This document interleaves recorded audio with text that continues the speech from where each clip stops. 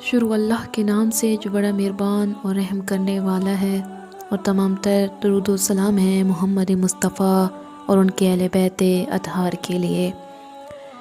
محمد مصطفیٰ صلی اللہ علیہ وآلہ وسلم کے ساتویں جانشین امام موسیٰ کاظم علیہ السلام کے پاس ایک شخص آتا ہے اور سوال کرتا ہے، مولا بتائیے وہ کون سا شخص ہے کہ جس پر اللہ سب سے زیادہ مہربان ہے؟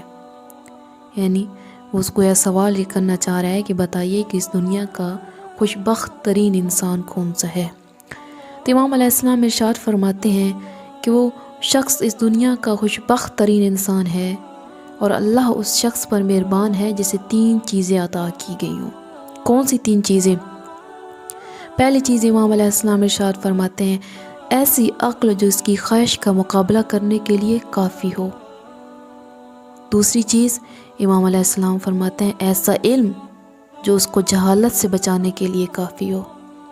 تیسری چیز امام علیہ السلام فرماتے ہیں، ایسی قناعت جو اس کو ناداری کے خوف سے بے پرواہ کر دے۔